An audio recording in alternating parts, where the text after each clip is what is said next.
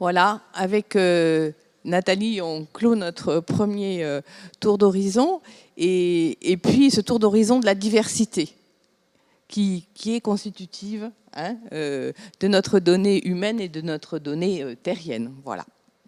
Donc ça, c'est quelque chose sur lequel on voulait insister et qui peut-être, comme le disait Jean-Claude dans le préambule et dans le rappel du travail, on a perdu de vue, c'est-à-dire qu'on administre, on organise et pour faire, on a mis en avant des modèles de la gestion, de la comptabilité et du coup, c'est pas forcément compatible avec de la spontanéité ou du déjà là, et puis de la diversité. Donc ça, c'était notre premier tour d'horizon de cette tribune. On va passer à une deuxième étape, c'est qu'on s'est aperçu, enfin on a en tout cas retenu, que ce qu'on voulait mettre en évidence, c'est que bien manger et bien produire, ça marchait ensemble, et donc ça marche ensemble en étant tous concernés. Ça ne peut pas être simplement quelque chose qui est décidé à un endroit, imposé à un autre, usagé ou consommé à un autre. Voilà. Donc ça va être notre deuxième tour de présentation. Et notre tribune va se déplacer dans la salle.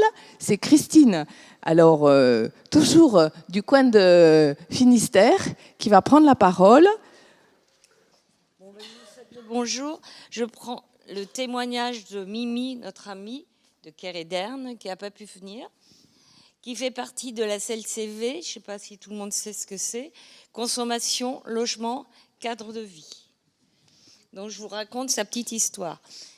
Étant dans l'équipe de réflexion pour mettre en place le Cabas des Champs, comme partenaire de la CLCV avec le centre social, je n'y croyais pas au début. Pour moi, c'était du rêve à côté, à cause de la proximité d'un étau et d'un Super U. De nombreux habitants fréquentaient ces commerces. J'habite le quartier depuis 13 ans et je constate que les habitants deviennent de plus en plus pauvres. La réflexion avec les partenaires du centre social et le CIVAM m'ont fait cheminer dans ma réflexion et m'ont fait changer d'avis concernant la mise en place du Cabas des Champs et son fonctionnement. Le souci de mieux manger moi-même et de partager cela avec d'autres a fait place à mes préjugés. Du coup, je trouve que c'est une excellente initiative. Découverte de certains légumes peu consommés par les gens, rencontres et échanges entre les habitants, importance de manger sainement en sachant que les producteurs utilisent peu ou pas de pesticides, échange avec les producteurs qui découvrent ce que c'est de vivre dans un quartier dit populaire. Les habitants ont beaucoup de choses à découvrir concernant la bonne alimentation. C'est notre travail de militants. La CLCV a la même préoccupation et nous organisons des rencontres, des démonstrations pour sensibiliser le plus de monde possible aux aliments sains et transformés. Le nombre de participants à l'achat des légumes augmente. Cela veut donc dire que la sensibilisation fait du chemin. Les habitants sont contents des produits proposés et de l'organisation. Et je vous remercie de m'avoir écouté.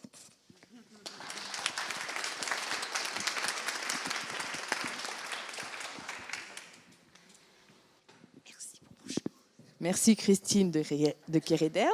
Donc, on va redonner la parole à Fred qui a rembobiné et qui va compléter en poursuivant comment est-ce que, justement, on peut prendre de front questions agricoles et questions sociales sur un territoire.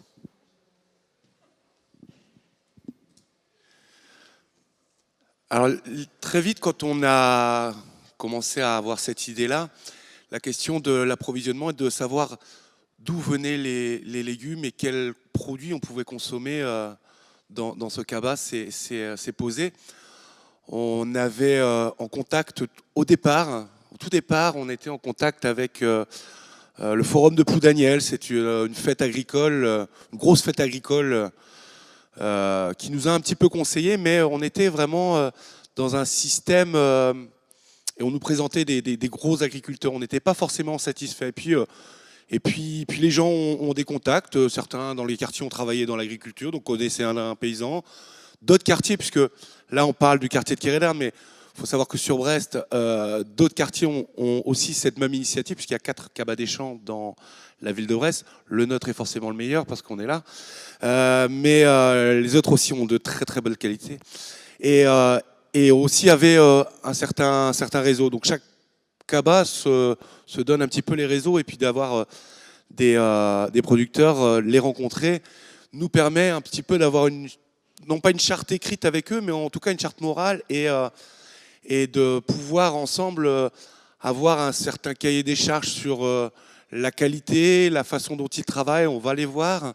Et ça, c'est très important. Le fait aussi d'avoir fait participer tous les bénévoles là, du Cabas des Champs à ce projet accessible, d'avoir rencontré le CIVAM aussi qui prône cette agriculture raisonnable, paysanne, nous a fait vraiment ouvrir les yeux, parce que pour beaucoup d'entre nous, l'agriculture biologique, par exemple, était vraiment... c'est pas pour nous, quoi. C'est pas pour nous, c'est trop cher, ça sera pas accessible. Enfin, c'est pour les autres, quoi. Déjà, on n'en trouve pas par chez nous. Il faut aller, comme je disais tout à l'heure, dans les marchés ou dans les coopératives biologiques. Enfin, pour eux, c'était inaccessible. Et finalement, en discutant, et puis presque ils s'interdisaient, en fait. Donc quand on proposait des produits, au départ, même si on disait le mot bio, par exemple, c'était pas la peine. Là, non, les gens vont pas acheter. Et puis petit à petit, on a commencé à introduire des tisanes qui n'étaient pas chères, parce que le couple Christophe et Delphine là, qui nous fournissent les tisanes, sont venus sur le quartier, connaissent les gens, amènent leurs enfants aussi. Les enfants, ils sont contents parce que d'habitude ils jouent dans les arbres, et puis quand l'ONES vient sur le quartier, il est tout content parce qu'il y a des toboggans et des tourniquets. Donc voilà, c'est une réciprocité. Et donc le fait de se connaître, finalement, enlève ses préjugés. Mimi l'a dit, on enlève les préjugés, et petit à petit, voilà, maintenant on introduit des yaourts bio d'une ferme qui est à 10 km, même pas. On a les tisanes, on a les œufs. Les œufs, au départ, c'était des œufs en batterie, et puis voilà, ils étaient pas chers. Donc c'était le côté pas cher qui intéressait. Et puis certains bénévoles se renseignent, et puis voient qu'il y a des scandales sanitaires sur les œufs. Alors on se dit, on va prendre des bons œufs au moins, parce qu'on en consomme beaucoup. Mais là, ce que vous proposez, en fait, ils sont pas beaucoup plus chers. Puis on fera des efforts sur autre chose, quoi. Et finalement, les gens prennent conscience de ça et arrivent petit à petit. Mais ça, c'est chacun en discutant avec les agriculteurs, avec toutes les initiatives qu'on a pu voir aussi dans ce projet accessible. Quand effectivement on a été chez Nathalie, et puis que on a des bénévoles où tu leur as fait manger des fleurs, au départ ils n'étaient pas, mais ils les ont mangés quand même. Ils ont dit, j'ai mangé des fleurs, quoi. C'est mangeable, dis donc. Et voilà, donc c'est cette rencontre qui est importante, et que les gens, en fait, dans la discussion, on enlève tout ça, on enlève ses préjugés. Voilà. Peut-être la rencontre sur laquelle je t'ai coupé tout à l'heure, entre agriculteurs et allocataires d'un minima social. Donc ouais, quand on a la première réunion, effectivement, où on a mis en place ce Cabas des Champs, on a voulu d'abord inviter les gens du quartier. Les gens du quartier sont venus. On a invité aussi certains agriculteurs pour voir comment on pouvait s'organiser ensemble, quelles étaient leurs difficultés. Donc que l'agriculteur entende les difficultés financières, les moyens. Quand on a 150 € par mois pour nourrir une famille, on voit ce que ça donne à la journée. Si on le ramène au repas encore en plus, ça fait pas grand-chose. Et puis au fur et à mesure, on a remarqué que le paysan aussi, lui, il n'avait pas énormément. Certes, il avait des produits qu'il lui produisait, mais son reste à vivre, il n'était pas énorme, quoi. Et il avait besoin, en fait, de développer aussi des marchés. Et il a dit, moi j'ai besoin je suis venu, et je me rends compte que j'ai besoin de vous aussi pour pour avoir des nouveaux clients, pour me développer, puis même pour moi, financièrement et puis idéologiquement. Et puis vous allez m'aider, moi, parce que c'était en plus des paysans qui étaient souvent en installation. Et puis pour me lancer, ouais, si vous pouvez me garantir, en tout cas une rente mensuelle, quelque chose de fixe, à peu près fixe, hein, on n'est pas à quelques euros près, mais au moins je sais que là, je vais vendre et j'assure un certain nombre de revenus. Et puis à la fin de la réunion, il y a une personne qui était au RSA, puisqu'on avait commencé aussi en partenariat avec une association qui s'appelle le CKRSA, le collectif de Kéréderne des reporters solidaires actifs. C'est assez joli, je ne sais pas où ils ont trouvé ce nom-là, mais bon, ils travaillent beaucoup sur la vidéo, ce sont des allocataires du RSA, et qui avaient réfléchi aussi avec nous au montage de ce projet-là. Et une des personnes, Gilles, pour ne pas le nommer, avait dit, moi si avec mon RSA, un jour on m'aurait dit que j'aiderais un agriculteur, j'aurais signé tout de suite, quoi. Et c'est cette solidarité, au fait, avec les moyens de chacun qui anime notre projet, au fait. C'est-à-dire qu'avec le peu de moyens qu'on peut avoir, mais de l'énergie, et puis on va au-delà. Après, on va au-delà de l'alimentation. On voit que les choses changent dans les pratiques, même de nos pratiques professionnelles, à nous animateurs, dans la notion de qualité des goûters pour les enfants, dans les programmes d'animation où on va aller beaucoup plus vers des rencontres des enfants. Les enfants vont régulièrement maintenant à la ferme conduire un tracteur, ramasser, apprendre ce que c'est glaner des pommes de terre. Un gamin qui cet été était en train de courir dans le champ de Thierry en disant « Je suis en train de glaner des patates ». Je ne pensais pas qu'un jour j'entendrais un gamin de Kéréderne dire qu'il était en train de glaner des patates à côté de chez lui, quoi. Donc c'est toute cette notion de qualité qui est vraiment intéressante et vraiment importante pour nous, quoi. Merci. Marie, oui. Alors, on revient maintenant sur les terres de Marie. Et c'est pareil, tu reprends le fil de ton exploitation. Du coup, pardon. Alors nous, du coup, dans le partenariat qu'on a fait avec le GESRA, et donc je travaille en fait avec 4 épiceries sociales autour de chez moi, qui sont quand même assez loin finalement. Je sais pas, il y a au moins entre 20 et 30 km, c'est quand même pas tout près. Du coup, le partenariat peut pas se faire quotidiennement ou mensuellement. Donc ils viennent, en fait l'idée c'est que je leur mets à disposition une parcelle, notamment 2 lignes de pommes de terre de 120 mètres. Ils achètent les semences normalement et donc ils viennent pour travailler leur terre et récolter leur production. Et en contrepartie, puisque du coup on a décidé ensemble qu'il y ait une contrepartie, ils vont travailler aussi sur mon jardin.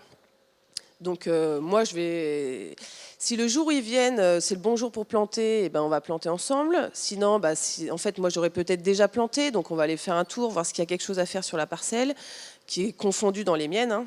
C'est pas isolé à part, sinon ça serait trop contraignant. Et si ça s'est fait, qu'il n'y a rien à faire ici, on va faire autre chose. Et en fait, ce que je m'aperçois au fil des années, puis ça va être la 4e saison, déjà c'est qu'ils veulent venir plus. Ils veulent plus de produits, mais que finalement les produits qu'ils ramènent aux épiceries, c'est pas ça le plus important du tout, parce que des fois c'est même pas parti, parce que mes produits sont terreux, même s'ils sont donnés, ça va être plutôt des patates propres en filet à 50 centimes qui vont partir plus que les miens. Donc des fois mais bon, ça c'est des problématiques autres que moi je ne connais pas, qui sont à l'intérieur des épiceries aussi, sur la communication de l'action, etc. Par contre, quand ils reviennent, ils essayent que ce soit les mêmes qui reviennent sur une saison, une année, de voir que là où ils m'ont aidé, c'est-à-dire on a rempoté des tomates, maintenant elles ont grandi, elles ont poussé, ils ont repiqué de la salade, waouh, elles sont belles, elles ont doublé de volume. Et le repas partagé aussi à midi, voilà, c'est plus le moment et l'implication qu'il y a de faire ensemble, qui est vraiment prédominante sur les produits en tant que tels. C'est plus l'occasion, quoi. Voilà. Après, du coup, il y avait une question qui m'avait été demandée si en tant qu'agricultrice, du coup, donc ça peut rejoindre un peu ce qui se passe chez toi, enfin dans les épices, au Cabas des Champs, si je vis de la précarité. Donc, et puis j'aimerais bien du coup rejoindre aussi Nathalie. C'est en fait, oui, on peut dire, si on regarde mon avis d'imposition, que je suis en grande précarité.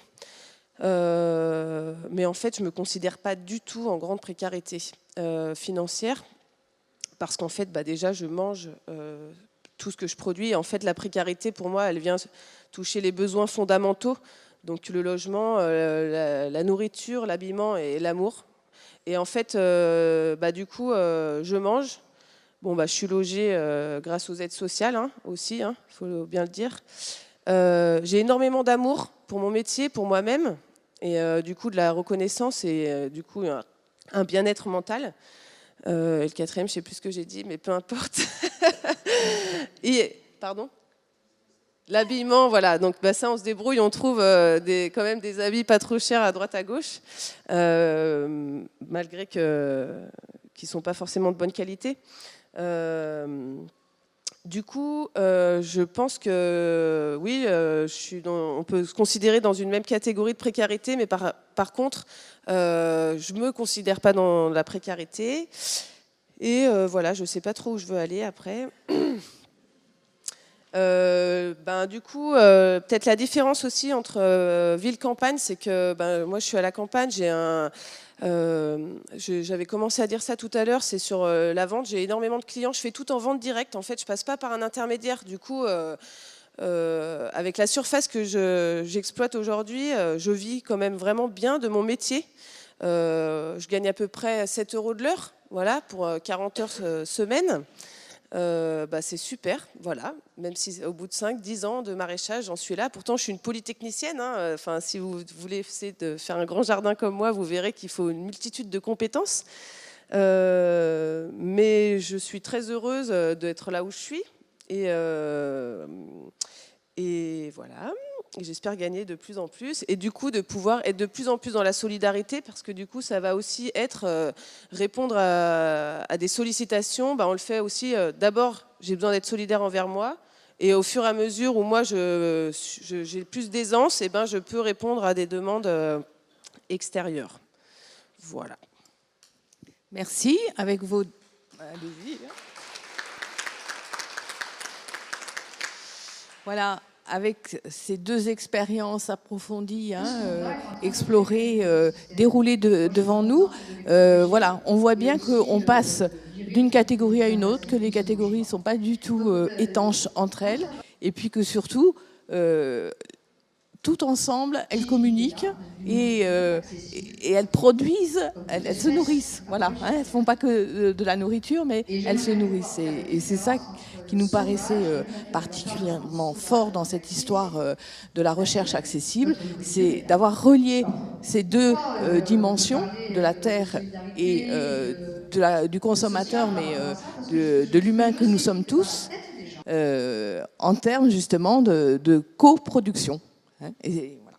Donc on continue, et là maintenant je reviens de ce côté avec Bénédicte, parce que on l'a dit en introduction de cette table, on l'a dit dans les interpellations, la question de nos surplus, la question du gaspillage, la question de la lutte contre ce gaspillage alimentaire, qui apparaît souvent comme une solution, là encore. Et donc, on aimerait bien discuter cette apparence. Voilà, merci. Alors, je vais essayer de donner quelques éléments, quelques pistes de réflexion sur ce que moi j'ai pu observer du gaspillage alimentaire dans le cadre du don alimentaire. Alors, premièrement, de signaler que, bien sûr, on en fait tous l'expérience du gaspillage, il y en a à tous les niveaux, de la production jusqu'à la distribution. Et finalement, si on se fixe de regarder ce qui est jeté par rapport à la part qu'on consomme chaque jour, c'est souvent dans la restauration collective qu'il y aurait le plus de déchets. Alors, par rapport à toutes les études qui ont été faites, je pense qu'il y a un biais si on va dans le jardin de de Nathalie ou de Marie, il n'y aura pas beaucoup de gaspillage. Il y a vraiment tout qui fait partie d'un cycle et qui est intégré.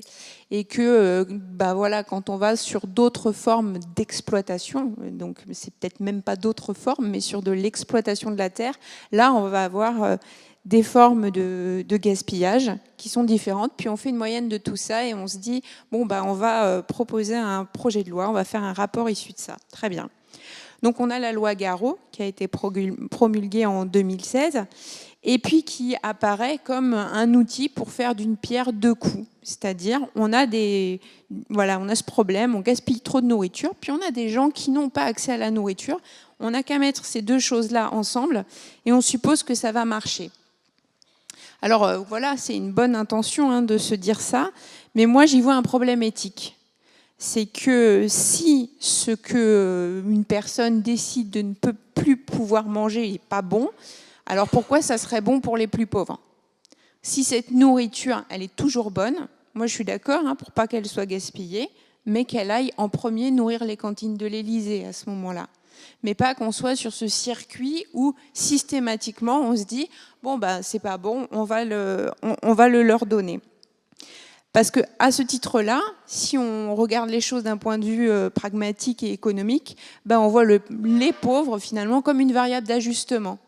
Et si le rapport Garot, il était dans une idée de se poser la question du fait de la surproduction, en fait dans la loi on ne retrouve pas grand-chose sur la surproduction.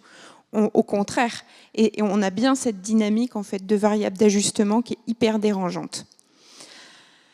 Donc moi, ce que j'ai vu sur le terrain dans la mise en application de la loi, c'est que loin d'apporter en fait une quelconque réponse, ce qui se passe, c'est qu'il y a des nouveaux risques qui surgissent parce qu'on rajoute un chaînon, parce qu'on rajoute un nouveau marché, parce qu'en fait, on introduit ce qu'on pourrait appeler un marché de la faim.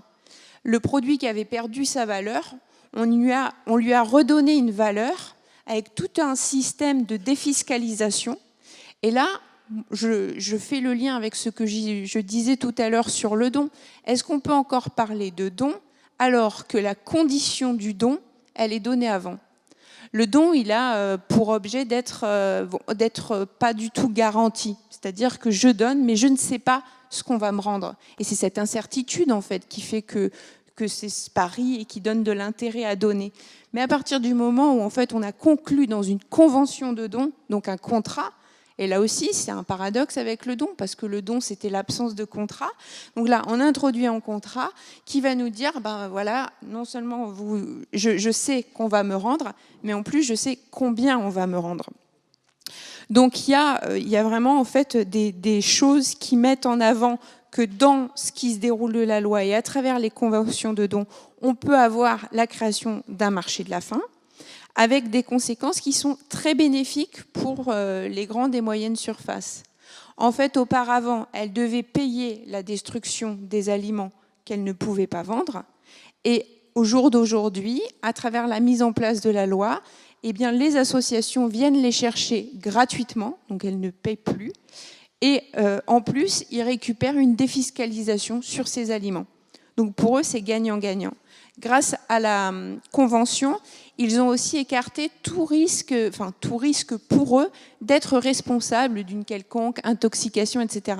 Tout ça repose sur l'association. Donc les nouveaux risques, en fait, ils sont vraiment établis par rapport à l'association qui se retrouve, elle, sous tout un tas de normes et de normes d'hygiène qu'elle doit devoir appliquer. Donc, je ne vais pas m'étendre là-dessus, mais du coup, plutôt essayer de comprendre quel est le modèle et comment ça touche les associations. Les normes, ça va transformer tous leurs locaux.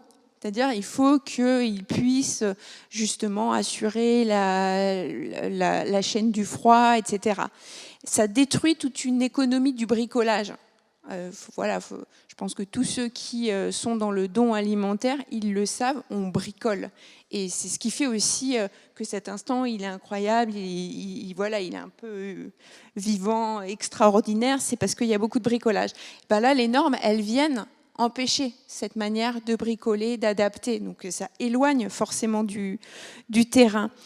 Alors, si on voulait un peu regarder ce que ça fait au niveau des dispositifs et du pouvoir qui se met en place, on se rend compte que par cette loi, il y a une forme de disciplinarisation qui arrive, donc un pouvoir disciplinaire de dire vraiment à l'association ce qu'elle doit faire, qui se met en place.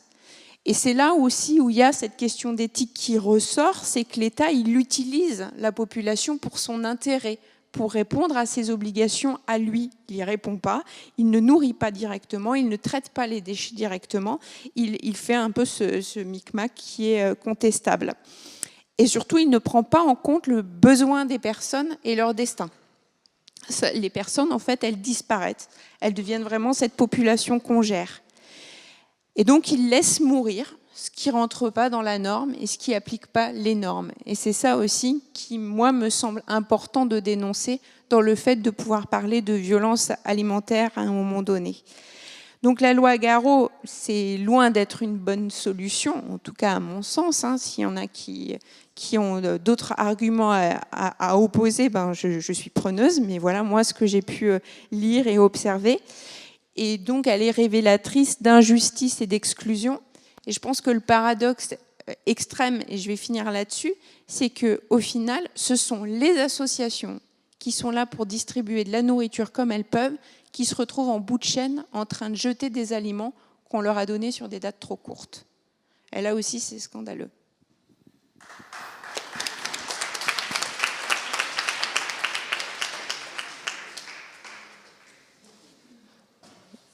Dans cette histoire, ce récit, cette compréhension, je pense qu'aussi on peut entendre la question du déplacement du travail. Jean-Claude parlait tout à l'heure dans l'introduction de la disparition du travail. Moi, je ne suis pas sûre qu'il y ait disparition du travail. Je pense qu'il y a peut-être même augmentation du travail, mais du travail gratuit.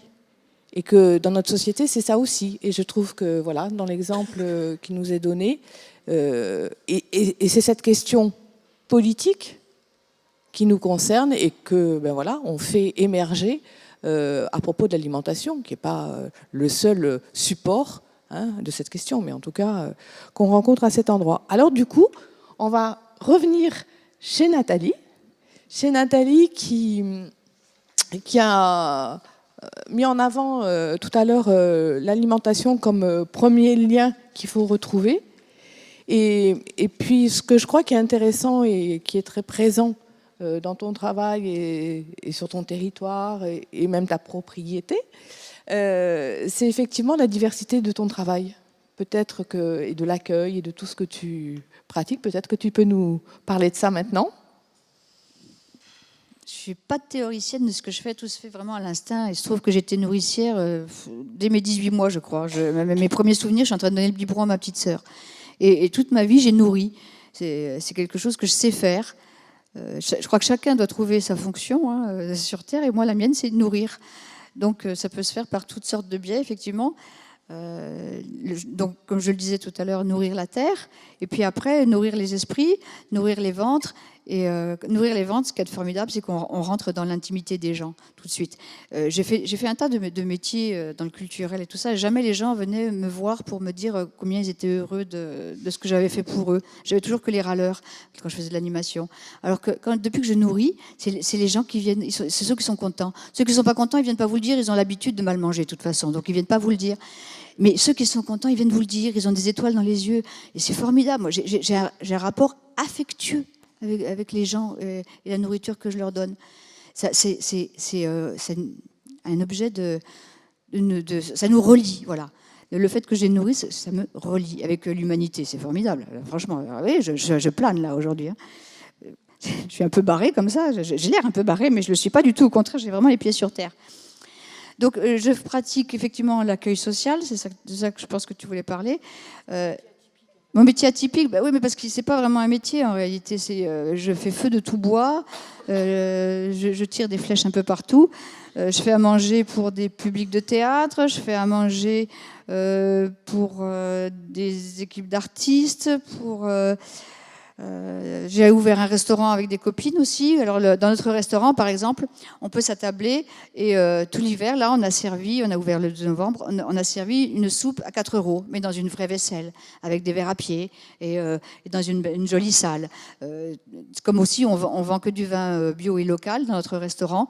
Je tiens à ce qu'on vende que du vin en bouteille et pas du cubi au pichet, qui est une espèce de, non pas de théâtralisation ou de sacralisation, mais ça va un petit peu vers ça, sur la nourriture, que toute nourriture est belle. Je mets des fleurs partout, ouais, c'est un petit peu ça. Hein. Voilà.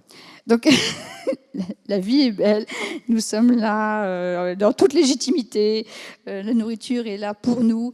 Donc, mon travail, toutes ces flèches que je tire, c'est vraiment pour que chacun retrouve sa dignité, sa posture d'homme par rapport à pas seulement la nourriture, hein, ça marche aussi avec l'hébergement, puisque pendant 10 ans, j'ai accueilli des gens de la rue aussi chez moi. C'était mon premier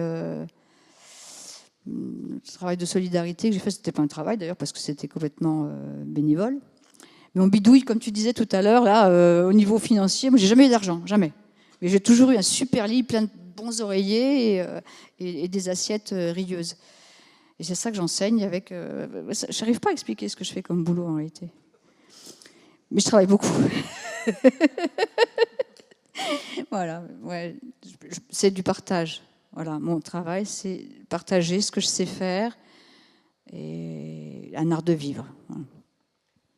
Alors peut-être parce que les mots se sont échappés ou mis à un autre endroit, mais tu peux dire aussi comment les gens te qualifient. Tu disais par rapport au repas que tu servais, mais ton travail, il est déclaré, c'est un vrai travail. Comment, dans la formation, on te qualifie? Et puis peut-être tu peux revenir sur toi, comment toi tu étais en avance dans ta formation agricole? Parce qu'on a discuté un petit peu avant quand même. Heureusement qu'elle est là pour diriger un peu les choses. Oui, parce que je suis allée passer mon BPREA à la cinquantaine. Donc quand on est à la cinquantaine, on s'en fait moins croire hein, quand même. On sait ce qu'on veut. Et effectivement, quand je suis venue avec mon projet de nourrir les gens avec des adventistes, parce qu'il se trouve que ma formation, je l'ai faite dans un centre de formation complètement traditionnel, parce que dans mon coin, il n'y avait rien d'autre. En viticulture, en plus, viticulture tradie. Je ne vous dis pas au niveau phyto ce que ça donnait. D'ailleurs, le seul moment où j'ai triché, c'est sur les produits phytosanitaires. Je me suis fait des pompes parce que sinon, je ne serais jamais arrivée.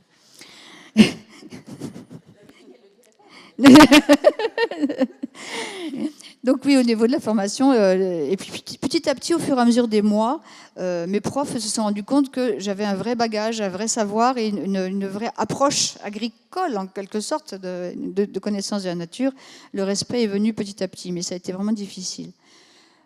Pour exemple, l'épreuve technique, je vais analyser une ferme et je suis allée voir mon copain en biodynamie qui, lui, était installé depuis 30 ans en biodynamie. Donc, j'ai fait l'analyse technique et on a refusé de me donner cette UC. Donc, je suis retournée voir parce qu'il trouvait que ce n'était pas possible de travailler, d'obtenir ces résultats avec un cheval, avec si peu de fumure, etc. Et donc, je suis retournée voir mon pote, on a fait un faux. Voilà, et c'est passé. Voilà, j'ai eu mon UC grâce à ce faux. On n'est pas encore prêt dans les formations agricoles, bien que depuis que j'y suis plus, maintenant on commence à enseigner le maraîcher bio, la polyculture, etc., avec d'autres méthodes, mais ça, c'est vraiment petit à petit, pour l'instant, dans les centres de formation agricole. Ma fille a essayé de se former en permaculture il y a 3-4 ans. Pareil, on s'est foutu de sa gueule, qu'elle n'y arriverait jamais, voilà, qu'il n'y aurait pas de rentabilité. Alors c'est vrai que la rentabilité, elle n'est pas automatiquement financière, c'est ce qu'expliquait Marie tout à l'heure. C'est plutôt une qualité de vie qui va avec. De toute façon, tout ce que j'enseigne, c'est comment se démerder sans argent. Voilà, c'est vraiment mon credo. C'est pas parce qu'on n'a pas d'argent, c'est parce qu'on fait autrement. C'est le fameux pas de côté. J'ai répondu à ton invitation. Merci.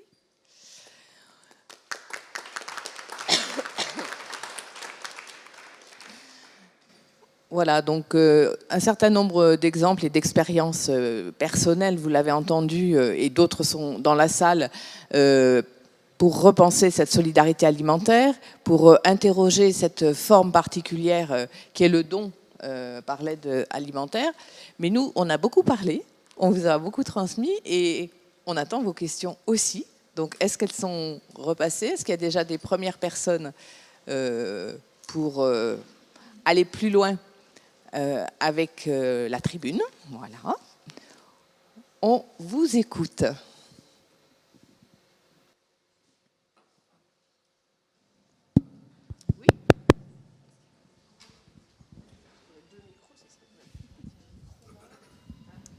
Oui, donc Jean-Yves Laurent, je suis directeur d'un CFPPA qui vient d'être mis en accusation. C'est Donc, exprès que j'avais fait préciser. Voilà. Parce que CFPPA, c'est un centre de formation pour adultes agricoles. Et donc, préciser que tous les CFPPA n'en sont pas à ce degré-là. C'est-à-dire, chez nous, à Segré, dans le Maine-et-Loire, on a 90% de nos candidats qui sont des projets de reconversion, agriculture bio, biodynamie, permaculture, circuit court, etc. Et donc, nous, on a mis en place carrément, nous, tout un protocole de formation validé par le ministère de l'Agriculture et par nos jurys permanents. Et en fait, on a des modules traction animale, on a des modules permaculture. Là, ça c'est la semaine dernière, ils étaient en module agroforesterie. Donc, tous les CFPP n'en sont pas là. Et pour l'aspect validation du traitement, pour l'anecdote que tu citais, effectivement, on a obligation de faire évaluer l'aspect pulvérisation de traitement. Donc nous, on a fait passer au forceps, mais ça a été validé, le fait que, comme on a que des gens en bio qui ne traitent pas, comment on évalue ça? Donc on a dit, on propose une alternative, puisque les gens ils ne vont pas traiter plus tard, mais par contre, ils vont anticiper en faisant des techniques alternatives, avec des RC tri, avec du binage, avec des choses comme ça. Donc on dit, on vous propose d'évaluer les techniques de binage, avec toutes les variantes qu'il peut y avoir. Et la DRAF, le ministère, a validé. Donc, comme quoi, il y a aussi des avancées. Et on peut faire des choses très sympas. Jean-Yves reste en ligne 2 minutes. Peut-être que... Jean-Yves, c'est moi qui te parle. Juste 2 secondes.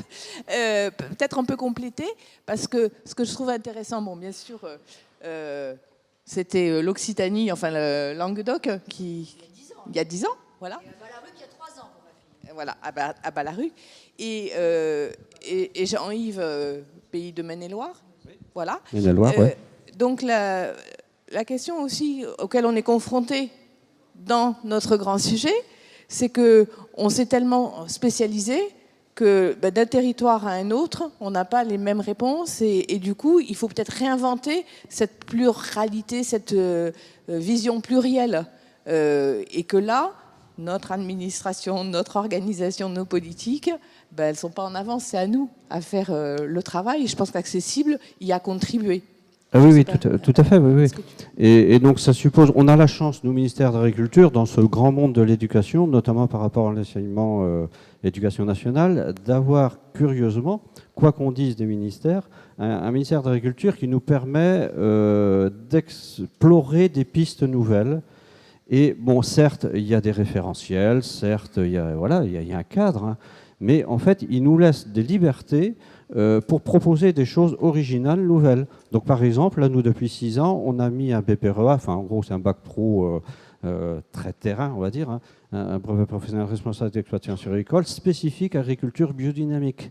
On est 2 en France à faire ça, au Bernay, en Alsace, et puis nous. Et donc, en fait, c'est sur 2 ans, et on va... Tout en respectant le référentiel officiel, on arrive à introduire, nous, dans les cours, en fait, toute une approche hyper spécifique de l'agriculture biodynamique et validée par le ministère. Donc, il y a quand même des ouvertures. Hein, et tant mieux, quoi. Donc voilà, maintenant, on a aussi des projets, communautaires. Et qu'on appuie d'un point de vue pédagogique à travers des visites, des rencontres et des choses comme ça, communautaires dans le sens des gens qui veulent s'installer, un paysan boulanger, un maraîcher bio, un éleveur avec 200 poules pondeuses en bio, et pourquoi pas une école alternative, et puis aussi de l'accueil social, etc. Donc c'est des gens qui portent des projets comme ça, qu'on accompagne complètement à travers de l'individualisation de parcours, c'est-à-dire chacun trouve entre guillemets à manger d'un point de vue pédagogique à travers tout ce qu'on peut apporter. Mais c'est parce que nous, il y a eu une volonté de l'équipe pédagogique d'aller dans ce sens-là. Enfin, je vois mon collègue Christophe qui dit oui, mais en fait on fonctionne aussi pareil, quoi, sur Bourg-en-Bresse là-bas, quoi. Donc on a quand même la chance, voilà. Tout n'est pas parfait, mais on peut faire des choses sympas. Voilà, merci pour cette initiative, ces initiatives. Autre question? Oui? Alors, le micro pour le jeune homme là-bas, avec la chemise rouge, là, voilà.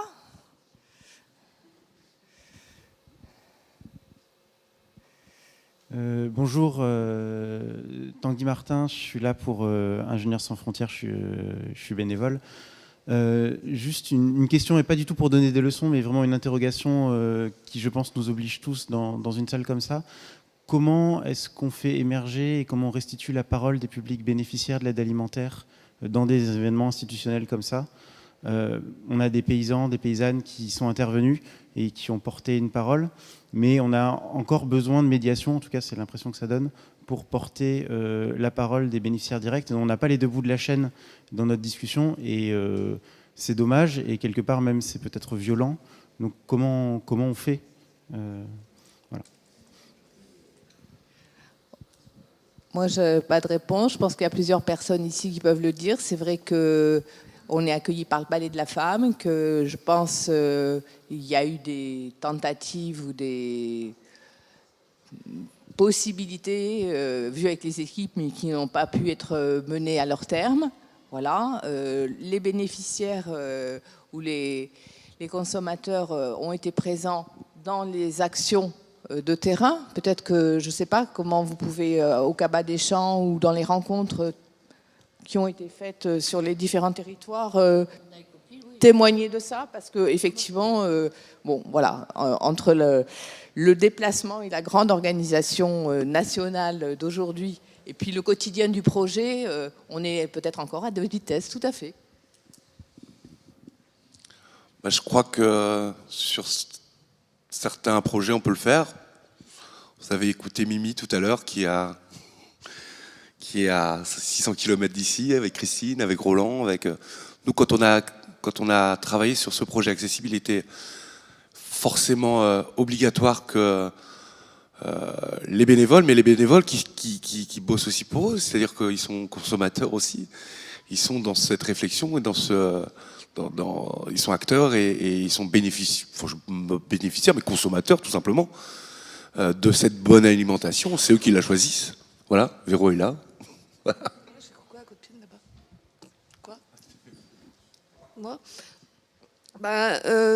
Moi, je suis acteur du projet depuis le début que j'ai intégré le centre social. Je suis devenue coprésidente du centre social et au fur et à mesure, et en même temps, je suis bénéficiaire, je suis au RSA, je suis en précarité. Après, moi, je mets ça de côté parce que voilà, c'est pour moi. Mais je me considère pas comme une bénéficiaire de cette démarche-là. Par contre, quand je vais au secours populaire, oui, là, c'est le cas. Mais nous, en tant que groupement d'achat, le but, c'est de pouvoir se débrouiller autrement, pouvoir se faire plaisir avec 50 centimes, 1 euro, 2 euros. Des fois, c'est Noël, qu'on a un peu plus d'argent. Et ben voilà, c'est comme ça. Moi aussi, je veux bien dire quelque chose, parce qu'à notre dernière rencontre en février, pour préparer la prochaine saison, je te rejoins vachement, c'est la participation des bénéficiaires aux ateliers, elle n'est pas en fait très constante. Et du coup, pour qui faisons-nous ça? Et est-ce que c'est un peu pour nous? Est-ce que c'est... Voilà. C'est quoi effectivement vraiment le fond de cette action? Oui, je voulais appuyer. Il y a Odile qui est dans la salle, avec qui on se côtoie depuis 25 ans. Odile donc s'occupe du lieu ressources de Pézenas, qui s'occupe principalement de bénéficiaires du RSA, mais pas que. C'est un public mouvant, très très mouvant. On passe notre temps à mettre des gouttes d'eau dans l'esprit des gens, des gouttes d'eau dans les ventres des gens. Et après, ça circule. Et d'ailleurs, hier, quand on préparait cette table ronde, je disais que mon enseignement, enfin mon partage, et pas seulement vis-à-vis de gens en précarité, c'est vis-à-vis de tout le monde, parce qu'on ne sait pas de toute façon demain ce qui va se passer. Puis c'est une... Comment dire, ce sont des savoir-faire qu'il faut faire véhiculer, la débrouille positive, la belle débrouille. et pas la débrouille de petite économie, hein, on va dire. Voilà. Donc c'est vrai que faire venir des publics, c'est pas tout. Voilà. Bon, le groupe avec lequel on a travaillé au lieu ressources, ça concerne peut-être 20 personnes en tout, mais à chaque fois on a 3-4 et puis. Je racontais pour rire la chorale de ce lieu. Là, une fois, j'ai dû les faire répéter.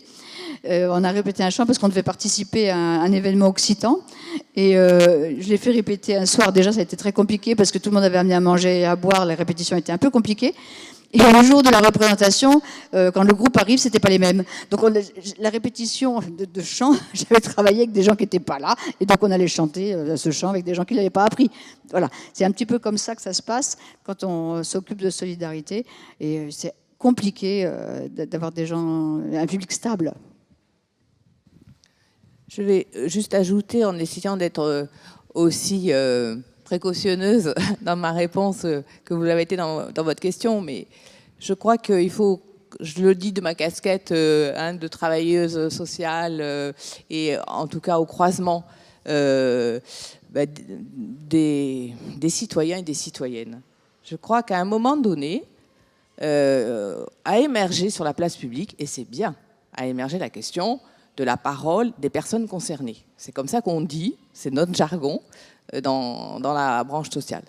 Mais en même temps, comme toutes les choses, c'est devenu, pas un label, mais une étiquette de vérification ou d'évaluation. Or, aujourd'hui, comment est-ce qu'on peut savoir que dans la salle, quelqu'un est sans papier, d'où il vient?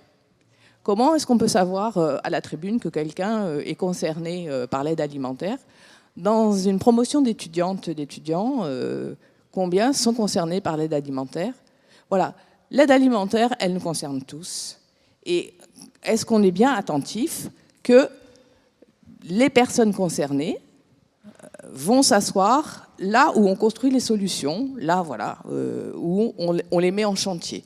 Mais je crois que dans le chemin, elles y sont. Alors, elles y sont peut-être pas avec le badge, avec l'étiquette, voilà. J'ai quand même besoin qu'on soit attentif à ça, parce que sinon, on reproduit des cloisons, des étiquettes, et puis de l'organisation. Et moi, ce que je crois, c'est que voilà, enfin, dans les exemples qu'on a choisis, enfin, auxquels on a choisi de donner la parole, on sait que cette pluralité, cette présence est liée. Voilà. Oui, et bien alors, la table synthèse, on vous passe le micro.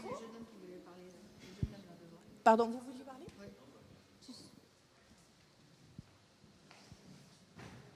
Merci.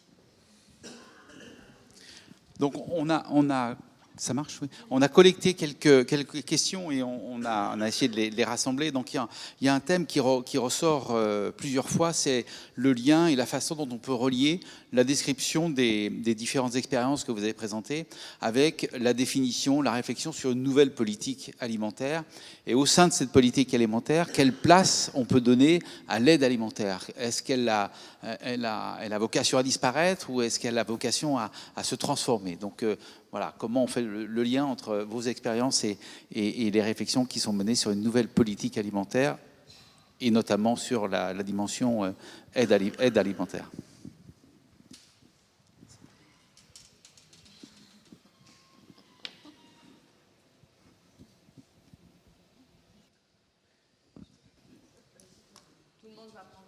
Ouais, hein, voilà, hein, je vais pas tout prendre, je vais partager le morceau. Parce que certainement aussi parce que personne ne peut tout prendre et personne n'a la réponse. La réponse, elle est collective et elle se construit collectivement. Et je pense qu'elle est très ancrée aussi dans des territoires. Il n'y a pas deux territoires qui fonctionnent de la même manière. Pour donner l'exemple des Restos du Cœur, les fonctionnements que j'ai pu observer dans le 93 sont pas calcables et n'ont rien à voir avec ce qui pouvait se passer dans le sud de la France sur une toute petite structure. Donc il y a vraiment comme ça des rapports d'échelle dont il faut tenir compte. Sinon, en fait, on fait des généralités et encore une fois, on gère une population et on répond pas aux besoins des personnes. Et dans le cadre donc des choix politiques qui seraient faits, il y a cette dimension en fait à la fois de penser par territoire, mais il ne faut pas non plus que ça piège et de se dire, comme c'est un peu en train de se mettre en place aujourd'hui dans la politique alimentaire en France, chaque territoire doit faire des propositions, on sélectionnera les meilleurs projets et on financera que les meilleurs projets. C'est pas du tout une solution, parce que là encore, on se confronte à la mise en place d'inégalités. Donc il faudrait être d'accord sur déjà qu'est-ce qui fait justice au niveau alimentaire. Et à partir de là, l'application des droits, une bonne fois pour toutes, du droit à l'alimentation en l'occurrence, et que toutes les personnes puissent prendre conscience qu'elles ont ce droit-là pour pouvoir petit à petit le construire, l'éprouver et qu'on puisse avancer. Je pense qu'il y a un temps long dont on a besoin, et je ne suis pas certaine que ça aille tout de suite dans le bon sens, même s'il y a pas mal d'initiatives intéressantes.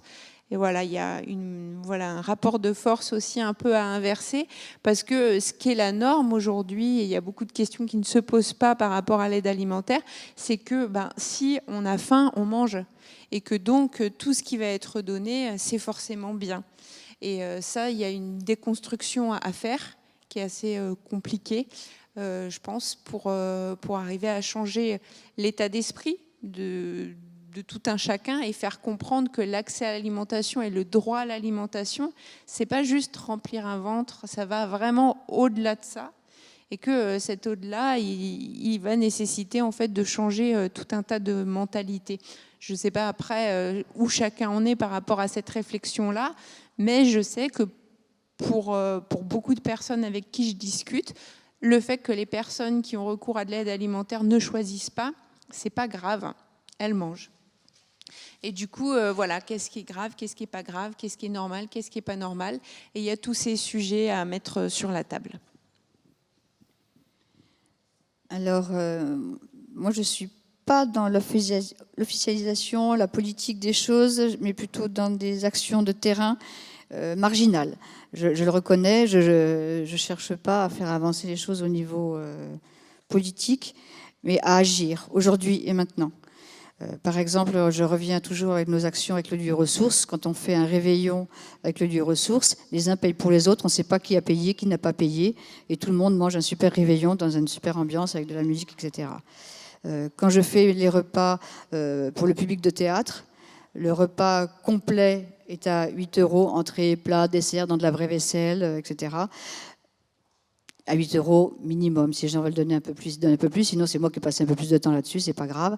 Mais au moins, tout le monde a accès à un vrai repas de restaurant. C'est plutôt dans des actions comme ça que j'arrive à faire ma propre démocratie alimentaire. En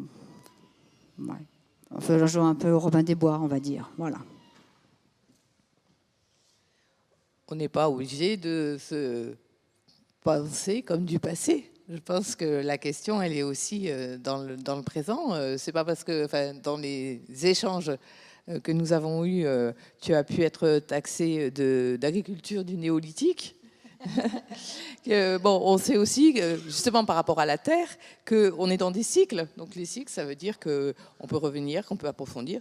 Et puis par rapport à la question de l'histoire, des politiques, moi, j'aime bien dans ce que dit Bénédicte, il nous faut du temps.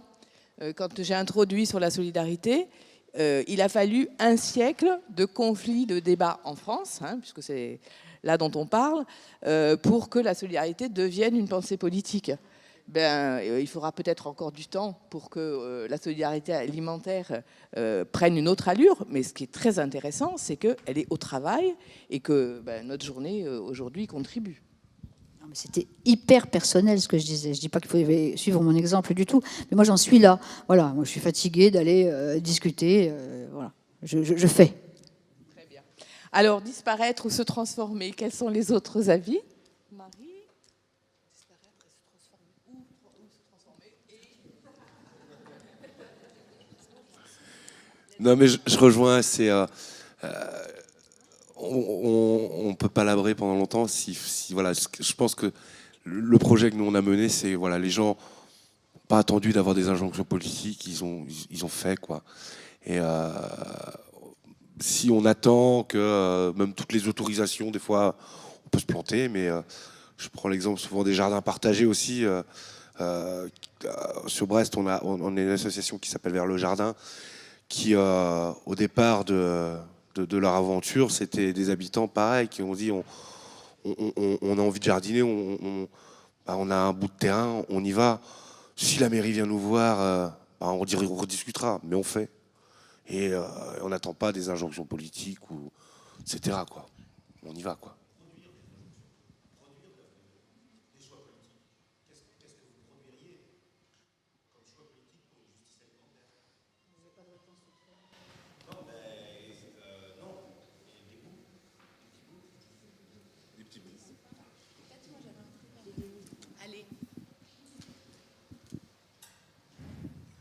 Alors ça ne va pas répondre à la question du tout, mais ce que j'avais à rajouter, c'était quand même de rappeler que sur le projet de Coluche et les Restos du Cœur, ça devait être une aide d'urgence. C'est-à-dire qu'on était dans un dispositif qui devait permettre de passer un cap. Et aujourd'hui, on se retrouve à réfléchir à la pérennisation de l'aide et le fait de créer un marché. À partir du moment où ça va forcément permettre à des gens de récupérer de l'argent, on ne va pas s'en défaire comme ça. Donc il y a aussi cette réflexion à avoir où c'est pas que le fait qu'il y ait un marché de la faim, c'est les conséquences qu'il y ait un nouveau marché qui s'ouvre aussi, qui va faire que on va avoir tendance à aller toujours un peu plus dans ce sens-là, et que l'aide alimentaire, c'est plus cette aide ponctuelle, c'est devenu un mode d'approvisionnement. Alors que, en tout cas, et d'approvisionnement croisé, les personnes sont obligées d'aller un peu au Resto du Cœur pour avoir 6 repas, peut-être un petit peu à la maraude pour compléter certains soirs, un petit peu sur une épicerie sociale, et qu'ils doivent compiler tout ça pour pouvoir se nourrir. Et ça, c'est vraiment en fait une situation qui est dramatique et qui devient banale en fait pour certains. Et ces parcours-là, je pense qu'il faut vraiment les observer finement pour se dire que politiquement, en fait, on a des choses à faire remonter. Moi, je parlais du droit à l'alimentation. Alors, est-ce qu'il y aurait droit à une alimentation opposable? Est-ce que ce droit pourrait être opposable? Ce qui est complètement dingue, c'est quand on rentre dans le cadre de la loi, on voit qu'elle est inscrite, que le droit a été mis en place, qu'on pourrait aller plus là-dedans, mais finalement, on préfère mettre en place d'autres textes que celui-là, et il n'y a pas de recours en fait qui sont mis en place. Donc peut-être qu'il faut aller là aussi sur un recours par rapport à tous ces non-recours qu'il y aurait. Ça pourrait être une piste. Il y a une question. Le micro, voilà, il arrive.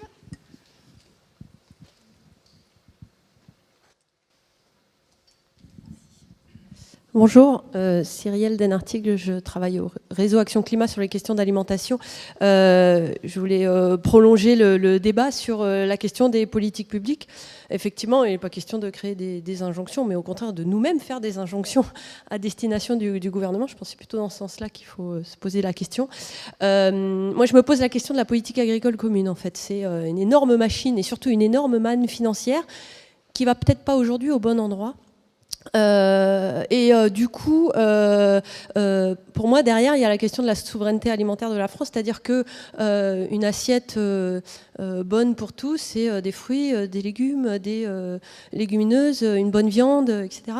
Et pourtant, on en importe une grande partie aujourd'hui, notamment, on importe une grande partie des fruits et légumes bio. Je parle pour ce que je connais, les chiffres que je connais, et on importe une écrasante majorité des légumineuses.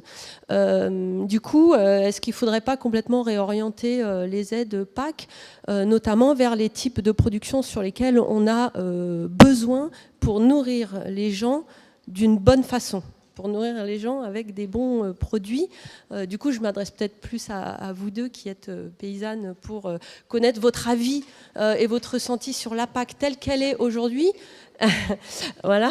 Et sur la PAC telle qu'elle pourrait être demain. Voilà. Donc ça, c'est peut-être la question sur l'aide à ceux qui produisent l'alimentation. Mais derrière, peut-être un autre élément sur la PAC, c'est qu'aujourd'hui, il y a aussi un autre levier à l'intérieur de la PAC qui est de soutenir certaines filières. Je dis juste telle qu'elle est actuellement. Je ne dis pas c'est bien, c'est pas bien, mais telle qu'elle est actuellement aujourd'hui, il y a moyen de faire des dons alimentaire dans les écoles, si j'ai bien compris, des produits laitiers et des fruits et légumes, qui sont les 2 filières aujourd'hui qui ont été identifiées par la PAC comme étant des filières en difficulté à l'échelle européenne, et on en distribue gratuitement dans les écoles, sans aucune considération de la qualité de ces produits, hein, c'est vraiment juste de les distribuer, et je crois sans particulièrement accompagner ça par une sensibilisation, un accompagnement, voilà, donc savoir aussi si vous aviez un avis là-dessus et si ça pouvait être ça aussi réorienté. Ben, écoute, moi je tombe des nues. Enfin, disons que je connais pas toutes ces politiques et dans leur le don là, par exemple sur le lait dans les écoles. Je n'étais pas du tout au courant de ça. C'est vrai que la PAC c'est un énorme débat. Elle est en train de bouger. C'est en train de bouger un petit peu. Mais bon, ceux qui ont des avantages sociaux de subventions énormes, ils sont pas prêts à lâcher leur part du gâteau rapidement, et voilà, donc c'est sûr que ça bouge, c'est doucement. Dans les chambres aussi ça bouge, parce que du coup c'est le reflet d'une politique, mais qu'est-ce qui se passe en dessous au niveau des formations? Donc ça rejoint aussi la question des formations au niveau des CFPPA, c'est de quelle agriculture on veut pour demain. Mais je pense que ça va être très long quand même à bouger. Je réfléchis en même temps, hein, parce que c'est quand même conséquent comme... Aussi. Et après, du coup, il y a la part des agriculteurs, enfin, comme dans tout mouvement, ça ne va pas se faire que d'un côté, c'est-à-dire...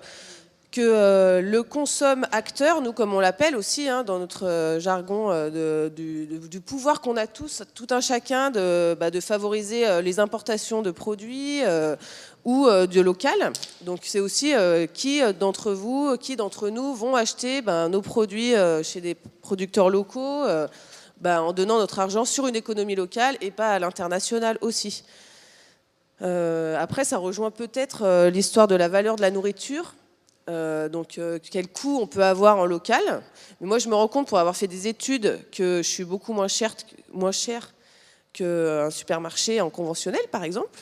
Mes légumes sont moins chers en bio, nature et progrès que le supermarché dans ma commune en conventionnel.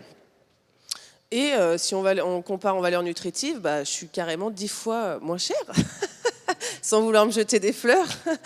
Mais voilà, mon produit est cueilli, il a fait 6 km, ça est issu de semences paysannes, donc qui a une autre valeur aussi nutritive. Et du coup, la valeur, pour moi, va aussi au gaspillage, c'est-à-dire que quelque chose qui n'est pas cher, on n'en prend pas soin quelque part.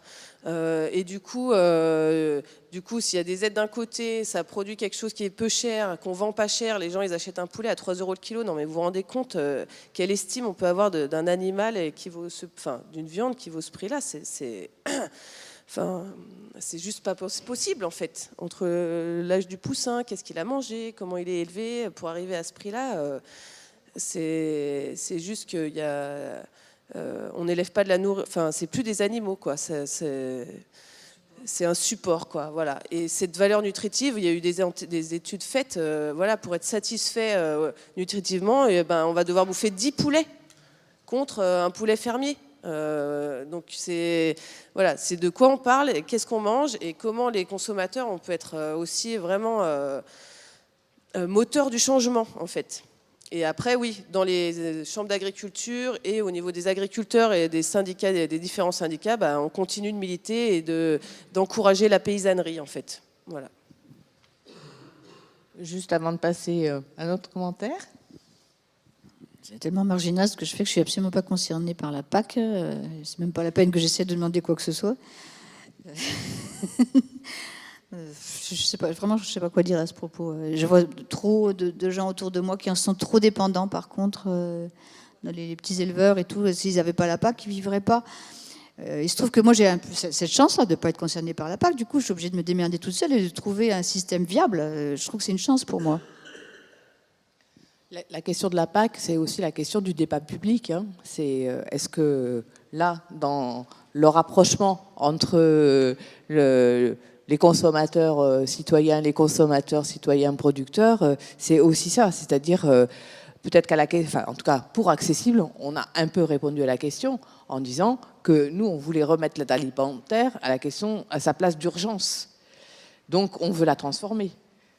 Mais enfin, c'est pas accessible, c'est pas le travail accessible, c'est pas le fait de l'énoncer aujourd'hui ou dans des publications qui va le réaliser. Je crois qu'il faut, d'ailleurs, il y a du après, il y a savoir effectivement comment est-ce qu'on va mettre au travail les éléments. Et puis, il y a un certain nombre d'acteurs, climat ou autres, hein, qui sont au travail, soit par l'entrée aide alimentaire, soit par l'entrée production, mais aussi par cette entrée territoire. Je crois que les gens ont envie de se réapproprier le débat public et de se positionner sur, enfin, d'avoir part aux décisions qui nous concernent et qui vont orienter notre avenir. Et l'alimentation est une question.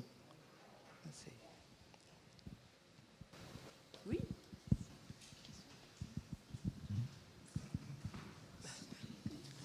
Bonjour à toutes. Moi, je m'appelle Nicolas et je travaille pour la chaire d'expertise en agriculture urbaine à AgroParisTech, voilà. Et je ne sais pas si c'est vraiment le bon moment pour poser cette question, mais vous allez me dire. C'est sur voilà, la question de l'agriculture urbaine et de la réappropriation d'une autonomie alimentaire voilà, chez les gens qui vivent en ville, et notamment les personnes précaires qui sont vraiment à des années-lumière en fait, de se poser même la question de la production alimentaire, de cultiver eux-mêmes leurs produits et leurs denrées alimentaires, enfin leurs légumes et leurs fruits. Donc voilà, je voulais savoir si vous aviez des pistes de réflexion sur cette question de la démocratie alimentaire pour ces populations vulnérables qui vivent en ville.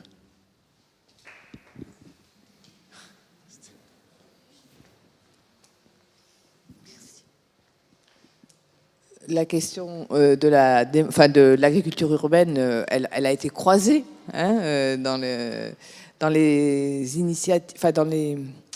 initiatives enquêtées. Voilà. Pour autant, en termes d'expérimentation, de terrain d'expérimentation, pour reprendre l'expression que Jean-Claude Balbo a utilisée tout à l'heure, on ne l'a pas mobilisé. Hein, donc, mais peut-être que dans la salle, il y a des gens qui sont capables ou qui veulent répondre à la question, parce qu'on l'a dit, on n'est pas exhaustif sur le sujet. Merci. Moi, je trouve ça vraiment super, en fait. Je trouve pas ça concurrentiel. Au contraire, je pense que tout un chacun devrait se réapproprier notre alimentation. Je rejoins vraiment aussi Nathalie sur le fait qu'on peut trouver tout ce qu'il nous faut dans une nature un peu plus sauvage que celle qu'on a autour de nous, même moi en tant que maraîchère. Hein, c'est aussi en entretenant des zones libres. Et que ça fait vraiment partie de la dignité que de savoir en fait s'alimenter. Et du coup, moi j'encourage vraiment toutes les initiatives avec un grand plaisir à ce que chacun retrouve vraiment le savoir-faire de pouvoir se nourrir. Merci Marie. Je crois qu'on va rester sur cette conclusion en gardant deux mots, la pluralité, le fait que le débat est ouvert, que c'est une question qui doit être publique et sur lequel il faut qu'on s'attelle, hein, qu'on se mette au travail et que les réponses nous appartiennent si celles qui sont aujourd'hui sont insatisfaisantes. Voilà. Merci beaucoup de vos contributions et puis on continue.